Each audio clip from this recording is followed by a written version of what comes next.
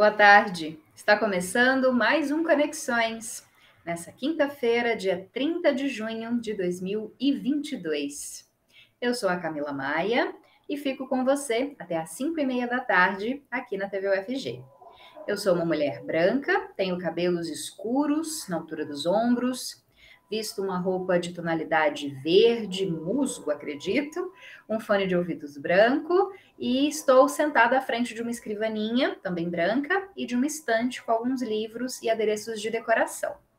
E quem faz a interpretação para Libras no programa de hoje é o professor Diego Barbosa, que é da Faculdade de Letras da Universidade Federal de Goiás e também coordenador do Laboratório de Tradução Audiovisual Acessível, o LabTAV.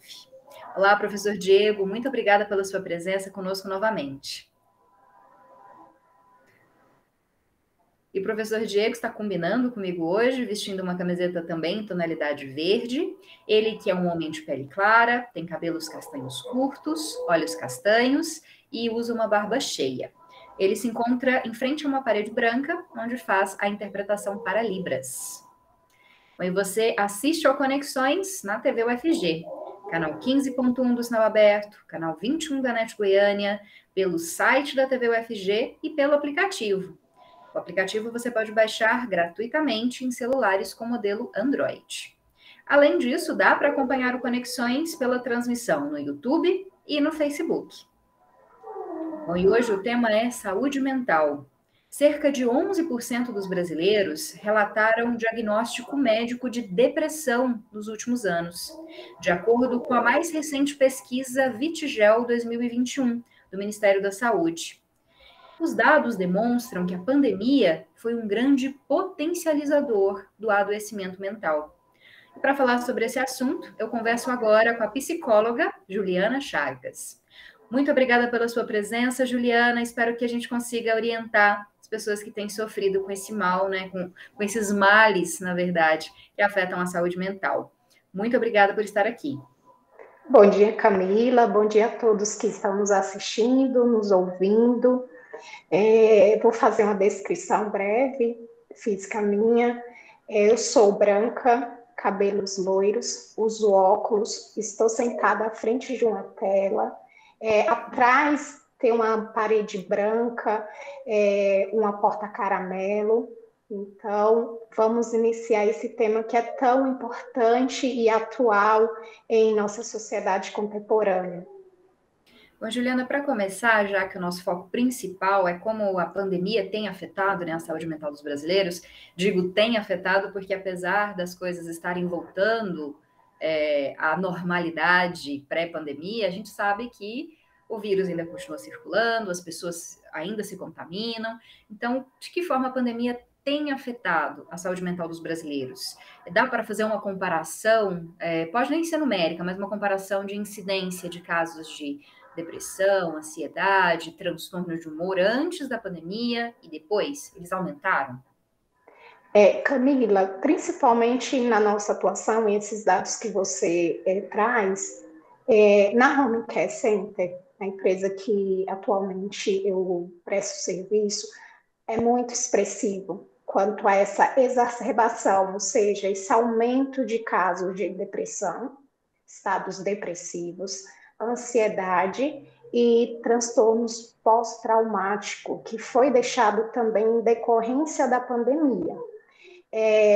Pré-pandemia, tínhamos um número elevado, significativo, né? Eu sempre trago a informação que nós, enquanto sociedade brasileira, estamos além da média mundial de adoecimento psíquico, né? Então, existe uma média mundial e o Brasil se encontra além dessa média. Então, tanto que configura uma sociedade realmente adoecida. Então, esse sofrimento ele já existia. Com a pandemia, houve uma elevação desses sintomas. Então, nos nossos pacientes, eu, enquanto atendimento psicológico, os outros profissionais, fica muito expressiva. A gente se depara bastante com essas situações. Bom, e Juliana, dá para a gente tentar buscar as causas disso que você apontou, né? Que o Brasil é um país adoecido, que apresenta um número alto, né, de ocorrências de transtornos mentais, transtornos de saúde mental. Por que que o Brasil tem esses dados? Camila, sim. E eu sempre deixo a informação de que, para cada caso ele é muito singular, ele é muito específico. Então, cada pessoa ela vai vivenciar de uma forma diferente, porém, existem características que são similares, que são idênticas e que a gente consegue identificar. Nossa sociedade atual é uma sociedade que se cobra muito produtividade. Então, isso é um aspecto que gera uma maior ansiedade, uma maior preocupação. Essa preocupação gera estresse. Quando ele não bem manejado, ele vai desencadear adoecimento físico e psíquico também. Lutos, então, pré-pandemia, a gente tem, nós, né, enquanto sociedade, baseado na cultura que trazemos, não damos, às vezes, o devido valor e o olhar necessário para as percas no decorrer do nosso ciclo de vida, né? Então, quando falamos em luto, falamos e associamos, tendemos a associar somente a perca, às vezes, de um ente querido, de um familiar, sem dar vazão também às perdas, às vezes, de um trabalho, perca, às vezes, de outras questões que são significativas e são muito importantes na vida, impacta também. Então, são dois. Se pudesse falar, falaríamos várias questões que desencadearia esse processo e esse aumento de depressão, ansiedade e transtornos pós-traumáticos. Então, uma delas, né, essas duas questões são essas. E a gente pode falar da questão financeira também, Juliana? Nós sabemos que há alguns anos já nós vivemos, né, uma crise econômica que está se agravando, a pandemia veio e acabou agravando ainda mais a questão do desemprego, das pessoas que estão em empregos informais, os subempregos, pessoas que tiveram que se reinventar do dia para a noite por causa da pandemia, muita gente passando fome ou não tendo alimento saudável para comer. Isso pode levar também a casos de problemas de saúde mental? Sim, muito bem pontuado, tá, Camila? Muito bem pontuado. Essa é uma questão que gera um adoecimento, né? A perca do trabalho, né? Principalmente hoje, não somente homens, mas mulheres que ocupam e elas são a parte principal para custear financeiramente uma família. Então, é ela que está ali na posição de cuidadora, que vai prestar todo esse auxílio financeiro também, além das outras posições que ela insere dentro desse ambiente. Na home care center, com os pacientes, a gente verifica bastante a perca do trabalho, né? Às vezes de um paciente que já está em uma situação de adoecimento, né? Ele já não tem mais aquela posição de estar ajudando financeiramente uma família, né? E o que isso gera, né? Uma sensação de inutilidade, né? Isso afeta bastante, né? Estar se sentindo o sentimento de estar sendo, além da inutilidade, uma sensação de incômodo, de estar sendo uma despesa a mais para aquela família. Então, um adoecimento acerca do desemprego, das questões financeiras, ele é muito expressivo, ele é muito significativo, e sim, ele é ponto de adoecimento extremo. Existe um grupo social, etário, de gênero mais atingido pelas questões de saúde mental? A gente poderia dizer, por exemplo, que mulheres são mais atingidas que homens, ou que pessoas de classes sociais mais baixas, enfim. Dá para fazer algum tipo de recorte ou é um problema muito generalizado na sociedade? Camila, cientificamente, evidências vêm mostrando que assim, afeta todas as faixas etárias, gêneros, independente de classe. Só que, né, classes sociais mais vulneráveis, elas acabam sofrendo, tendo um impacto maior, né? Então, estar numa posição socioeconômica menos favorecida, onde às vezes um homem, né, um pai de família, uma mãe de família tenha que sustentar uma família, por exemplo, tem uma família aí com 4 filhos, com o salário mínimo, isso vai ter um impacto maior. Né? A mulher tendo que trabalhar e custear também financeiramente uma família sozinha, sem ajuda, às vezes, do companheiro, sem, às vezes, ajuda de políticas públicas, ela gera um adoecimento maior. Então, não tem como falarmos em sofrimento e não falarmos dessa sociedade, dessa população em específico, porque o adoecimento é maior, ele é muito expressivo. Não que a outra parte não tenha um impacto também, tem, só que são em graus diferentes.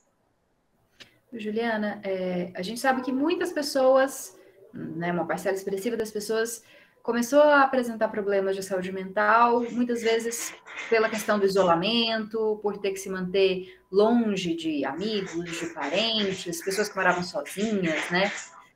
Mas a gente tem identificado também, pelo menos eu tenho visto alguns artigos, alguns vídeos sobre isso, de um certo medo de voltar à vida anterior, medo de voltar a ter relacionamentos interpessoais, né, de encontrar as pessoas. Parece que muita gente perdeu aquela habilidade social que a gente tinha antes desse período tão longo de isolamento, né? Você percebe isso? Pode aliviar ou muitas vezes até potencializar problemas de saúde, esse retorno, né, ao contato mais pessoal, às atividades presenciais? Tá. Realmente não tem como não falar do isolamento, né? Antes o período pré-pandêmico, a gente fazia a escolha de estar em um ambiente, de se distanciar ou não. Com a pandemia, fomos obrigados, né, a manter esse distanciamento. E antes se cobrava, tenha mais socialização, mantenha mais vínculo com outras pessoas. De repente, na pandemia, não mantenha contato, se distancie, até para conseguirmos sobreviver, conseguir sair lesos dessa doença que ela é muito forte, impacta bastante, né, levando até a morte.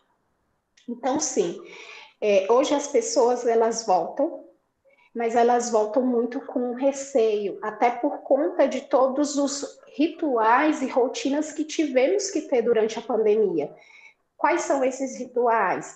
Limpeza, distanciamento, utilização de máscara. Então, as pessoas, e eu observo nos meus pacientes, que quando falam de ter contato com alguma outra pessoa, ou às vezes sair de casa, eles ficam mais receosos. Por quê? O medo do contágio, né? O medo da agressão desse vírus. Quando falamos até que ponto isso é bom ou ruim, falamos muito da frequência. Então, ficar muito tempo isolado, dependendo se é uma frequência maior, ele não é muito benéfico, né? E ao mesmo tempo,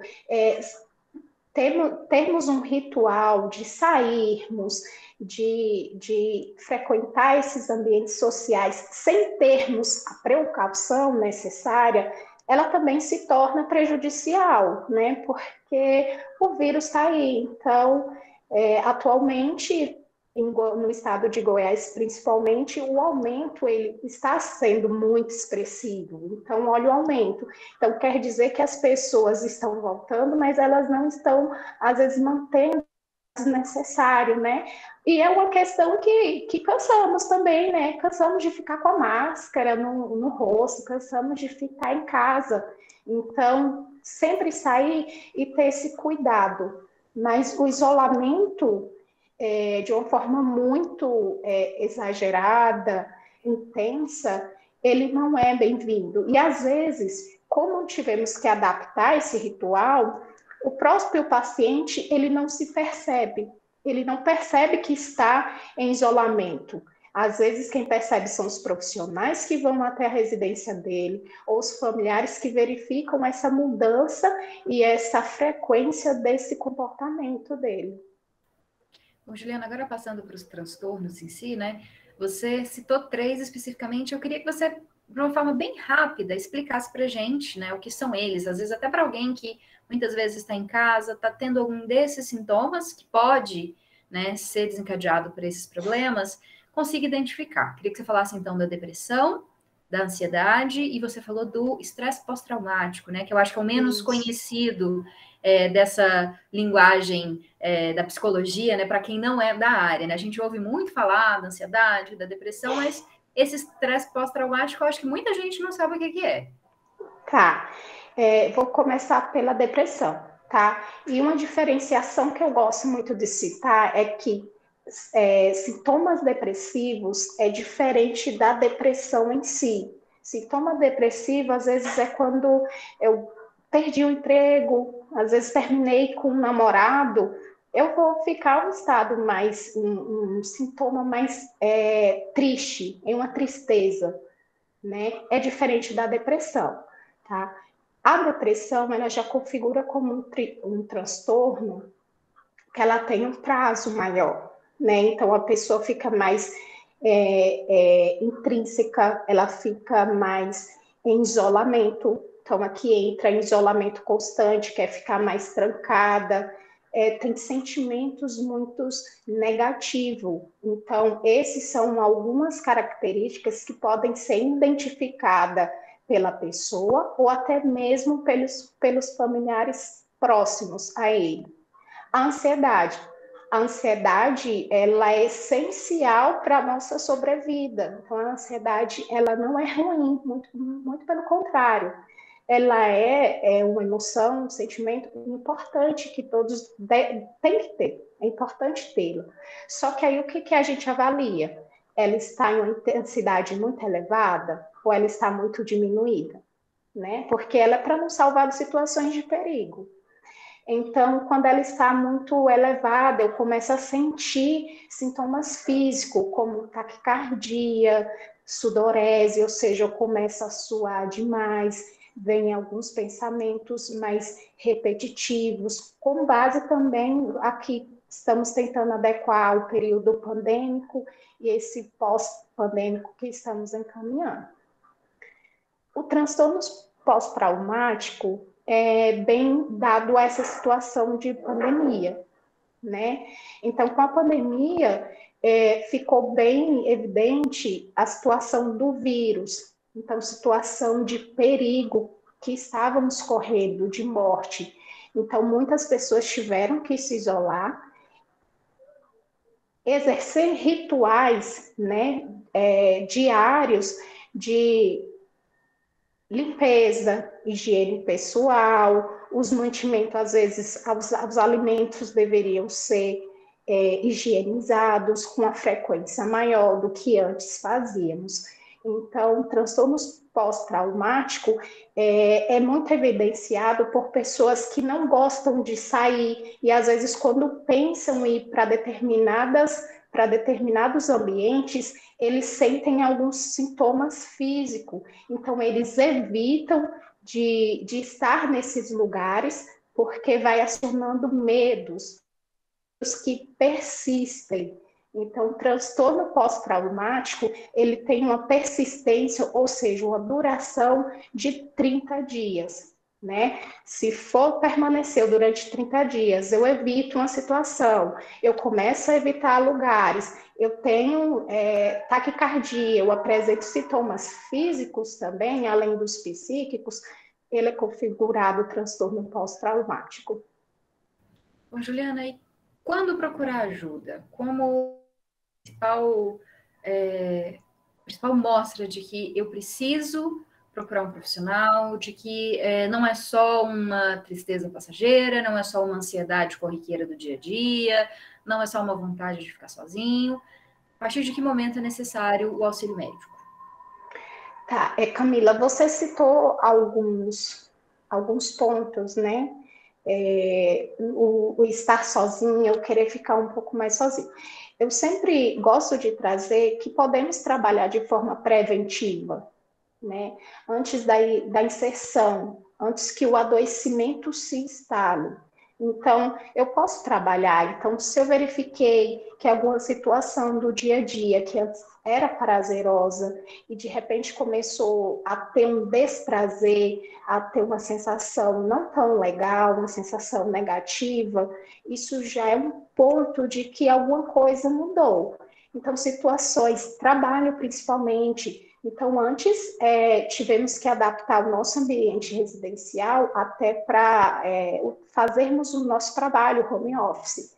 Né? E, de repente, com a volta às empresas, esse ambiente ele teve que ser adaptado. Então, eu saio da minha casa, que eu adaptei totalmente, e vou para o ambiente laboral da empresa.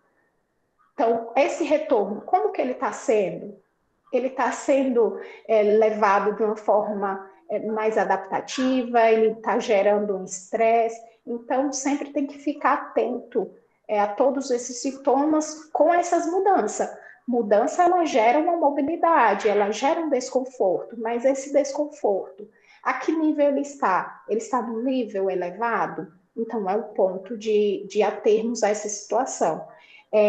O preventivo ele é muito importante ser trabalhado.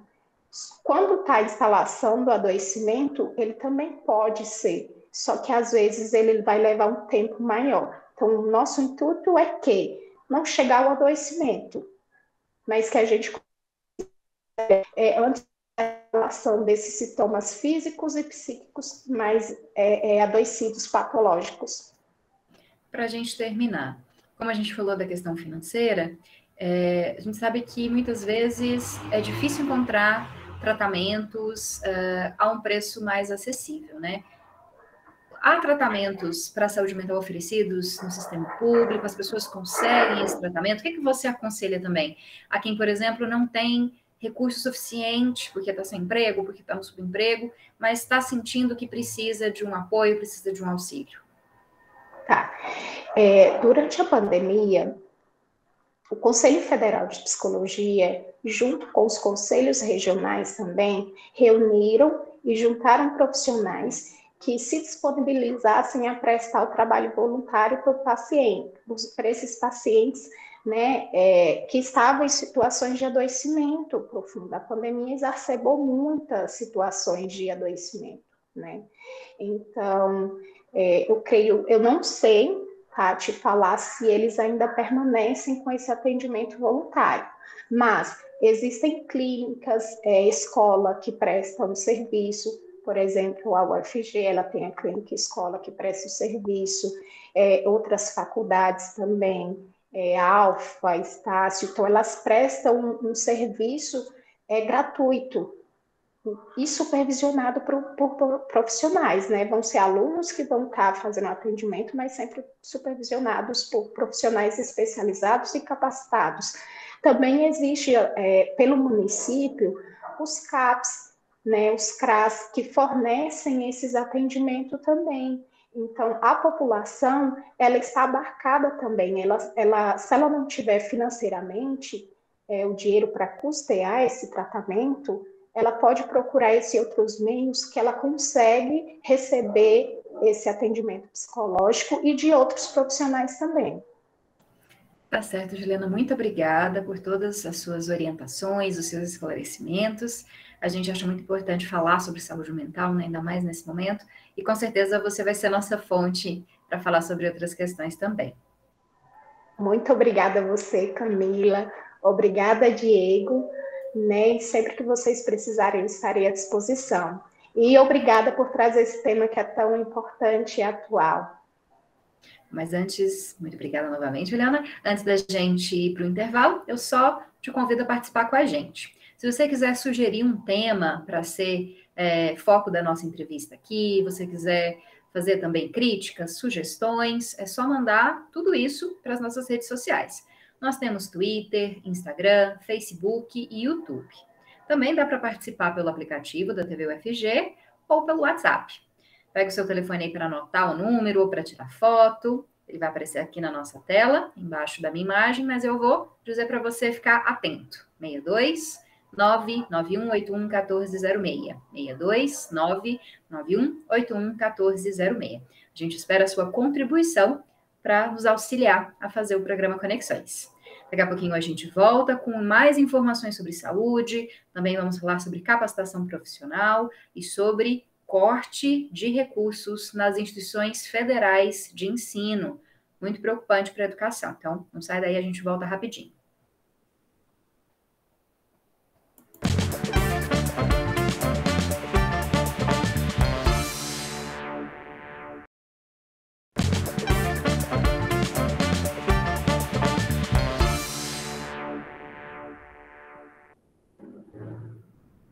Estamos de volta com Conexões dessa quinta-feira, dia 30 de junho.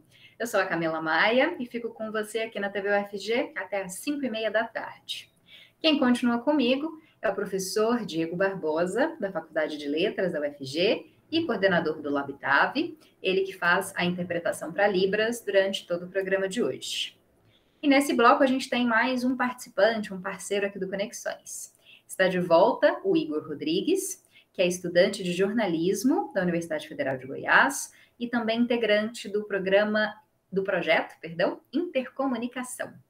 Ele vai trazer algumas informações sobre saúde e capacitação profissional.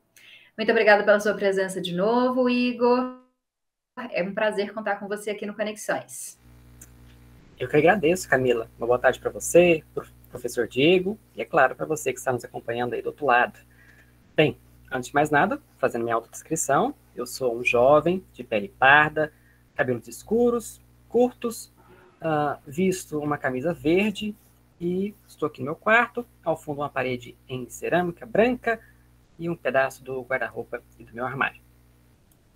Não foi combinado que hoje nós três estamos de verde. Quem sabe representa que a gente tem aí uma esperança, né? Verde é a cor da esperança. Quem sabe a gente possa dar notícias melhores, né, Igor, nos próximos programas. Bom, antes de passar a palavra para o Igor, eu tenho duas informações que são bem preocupantes, infelizmente. O verde ainda é só a esperança mesmo.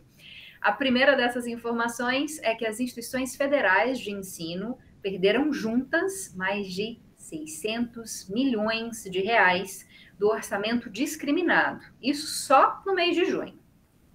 As universidades federais perderam no início do mês 220 milhões. E na última sexta-feira sofreram um novo corte de mais 217 milhões. Os colégios da rede federal perderam 92 milhões agora e outros 92 milhões no começo do mês. Metade desses recursos que foram retirados das instituições federais de ensino foi remanejada para o Programa de Garantia de Atividade Agropecuária. Esse programa financia o custeio agrícola quando as lavouras tiverem colheitas reduzidas por causa de eventos climáticos ou pragas e doenças sem controle. O problema é que essa não é a primeira vez que ocorrem cortes, e esses cortes são cada vez maiores, né? As informações sobre essas novas alterações no orçamento das instituições de ensino veio a partir de um anúncio feito pela Associação Nacional dos Dirigentes das Instituições Federais de Ensino Superior, a ANDIFES, e também do Conselho Nacional das Instituições da Rede Federal de Educação Profissional, Científica e Tecnológica. Duas instituições preocupadas com esses cortes. Bom, essa foi mais uma retirada de direitos. E com isso, o orçamento das instituições que tinham sido bloqueados não serão recuperados. Ou seja, aquilo que era um bloqueio, um contingenciamento, virou de fato um corte. Só para explicar, esse corte é feito no orçamento discriminado, que é aquele que não é obrigatório, ou seja, não prevê pagamento de salários e aposentadorias aos servidores.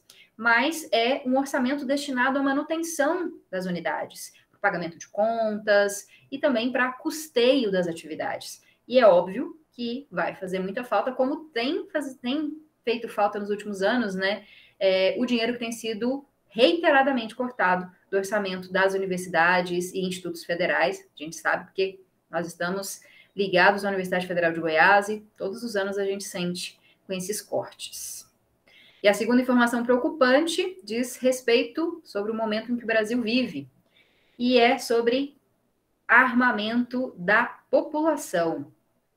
Eu não sei por que o meu roteiro sumiu com essa informação, então não vou poder dar ela agora, vou passar a palavra para o Igor, vou ver se eu acho essa informação e passo para você daqui a pouco. Bom, mas o Igor vai trazer duas informações sobre saúde, muito importantes. A primeira, queda da vacinação em crianças, e a segunda, um caso suspeito de varíola dos macacos aqui em Goiás.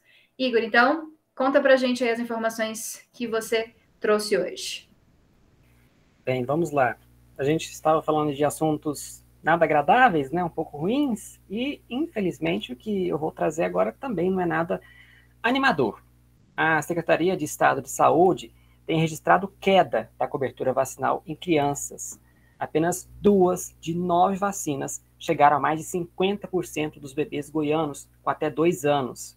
Com isso, o Estado não cumpriu nenhuma das metas das vacinas de rotina. Estas imunizações têm metas que variam de 90% a 95% para garantir a efetividade do imunizante e evitar a transmissão de doenças. A imunização contra a poliomielite, por exemplo, tem que chegar a 95% do público-alvo, mas até o momento só foi aplicada em 46%. Os números refletem a crença de parcela de pais e responsáveis que acham que não é necessário proteger os filhos contra determinadas doenças, pois não vem mais casos, justamente por causa das vacinas. Além disso, tem crescido o movimento anti-vacina.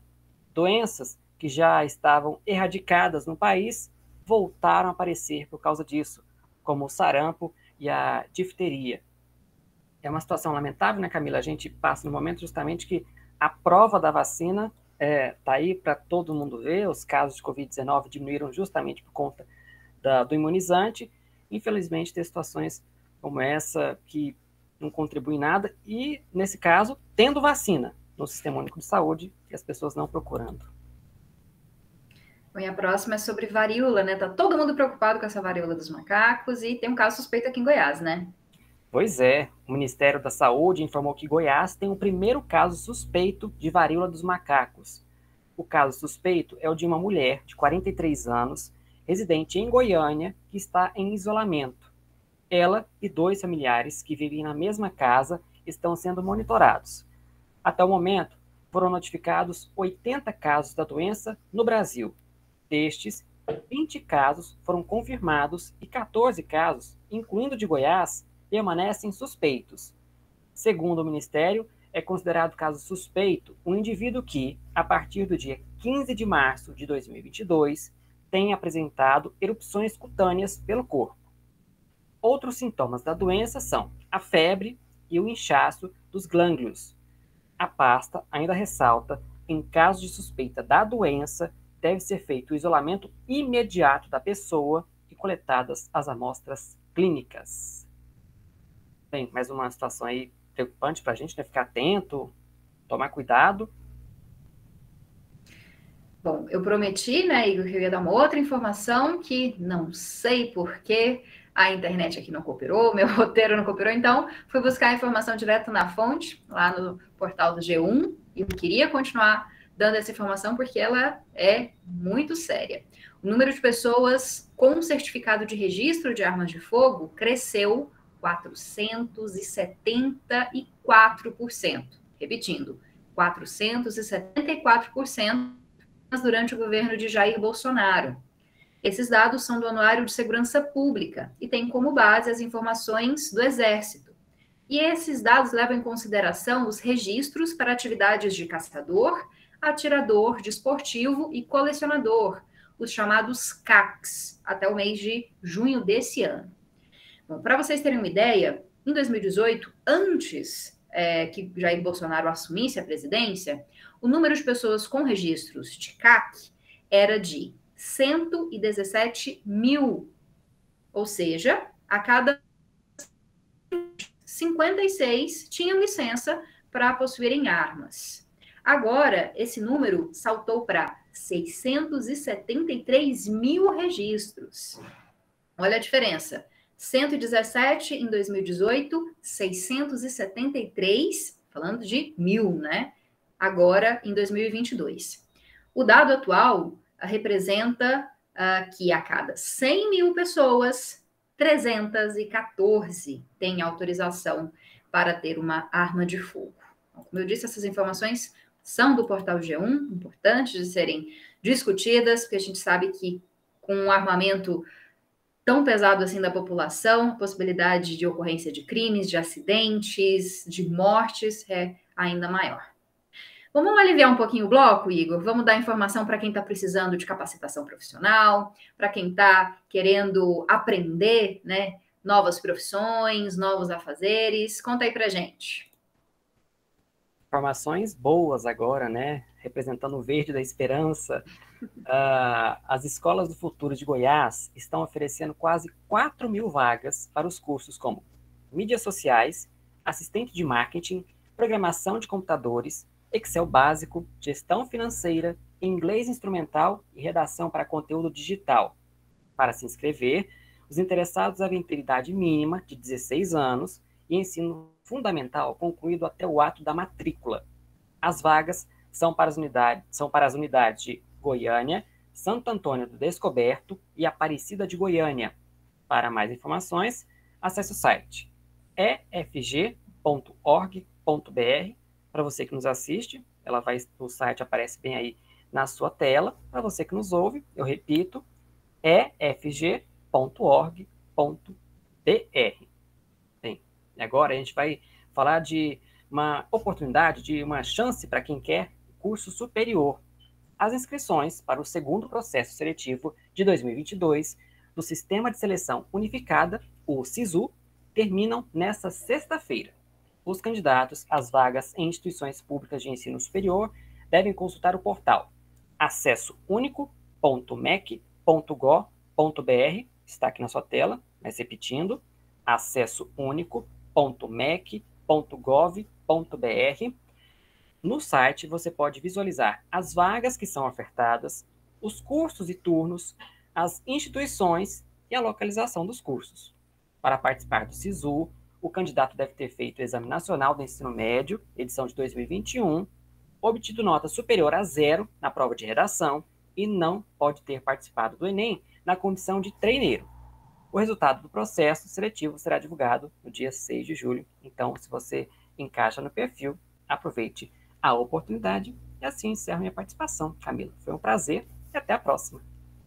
Muito obrigada, Igor. O prazer foi todo nosso. A gente espera que você continue aí com a gente. O Igor já apareceu algumas vezes, vai continuar aparecendo. Daqui a pouquinho tem umas outras carinhas novas que vocês vão conhecer. Você que é público, né, cativo aqui do Conexões, outros estudantes de jornalismo, porque aqui a gente gosta também de contar com a participação dos estudantes e de auxiliar eles nessa formação. Muito obrigada, viu, Igor? Boa tarde para você e quem sabe até a próxima quinta-feira ou até o próximo programa que você participar. Vamos ver. Até a próxima, gente. Tchau, tchau. Obrigado. E a gente vai para mais um intervalinho. Daqui a pouco nós falamos sobre cultura. Tem algumas dicas para você no nosso bloco que é bem rapidinho, mas que é bom para quem está interessado em curtir um pouquinho o final de semana, em conhecer um pouco sobre a história de Goiânia, porque tem uma exposição bem bacana que eu vou falar daqui a pouco. Então, não sai daí.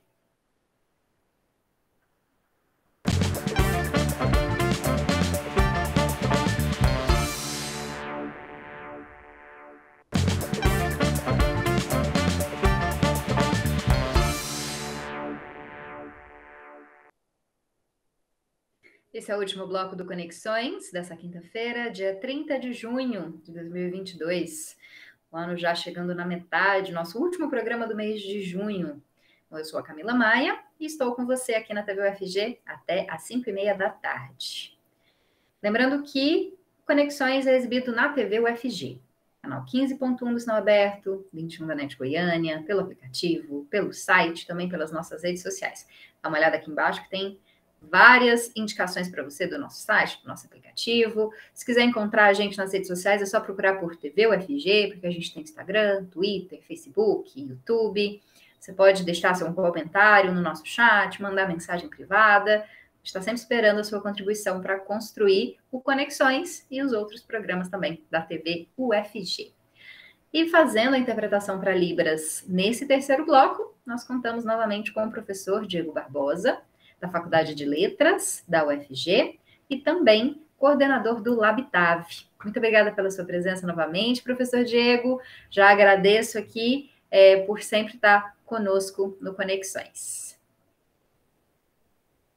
E para fechar o programa, algumas dicas culturais que a gente gosta sempre de dar. Dicas culturais acessíveis, interessantes, né? Diferentes, para que você possa aprender um pouco, se divertir, relaxar no final de semana. Nosso programa sempre tão pesado, né? Desde o início, esse final, a gente tenta relaxar um pouquinho, dar as informações com um sorriso no rosto, né? E a primeira dessas dicas é lá no Centro Cultural Marieta Teles, que fica na Praça Cívica. Esse espaço cultural cedia a exposição 80 anos do batismo cultural de Goiânia. A mostra trata de um momento histórico muito importante da capital, né? E traz, ao todo, 12 painéis fotográficos, que vão contar um pouco desses eventos que marcaram o início da capital. Como, por exemplo, uma missa, que foi realizada na própria Praça Cívica, lá onde fica o Centro Cultural Marieta Teles Machado. O batismo cultural foi o nome dado a um conjunto de eventos que foram organizados para apresentar a nova capital do estado para o Brasil e para o mundo. Foram mais de 10 dias de festa.